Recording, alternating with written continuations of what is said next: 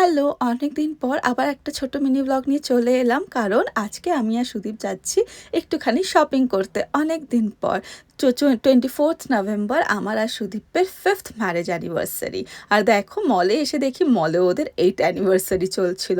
আর এটা ছিল 23 তারিখের মিনি ব্লগ। সেদিন আমরা ভাবলাম একটুখানি শপিং করি, কারণ 24 তারিখ কিছু তেমন আমাদের প্ল্যানিং ছিল না, কিন্তু ভাবলাম সেজে গুজে একটুখানি দুজনে কোথাও ডিনার করতে যাব।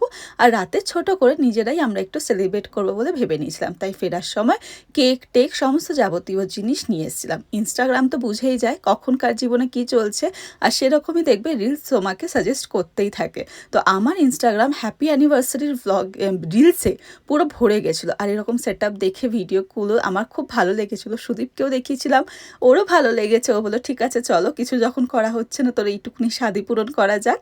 তো সেই কারণে ছোট্ট সেট আপ করে দুজনে নিজেদের মতো করে দিনটাকে সেলিব্রেট করলাম, রাতটাকে। দিন তো এখনও বাকি আছে।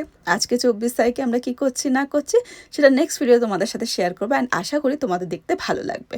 এরকমভাবেই 5টা বছর বিয়ের পার হয়ে গেল, আর আমাদের সম্পর্কে তো প্রায় বলতে পারো 10 ইয়ার্স ওভার। নেক্সট ইয়ার 11 বছর হয়ে যাবে।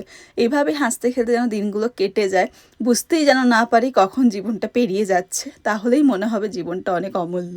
দেখা হচ্ছে নেক্সট ভিডিওতে। বাই।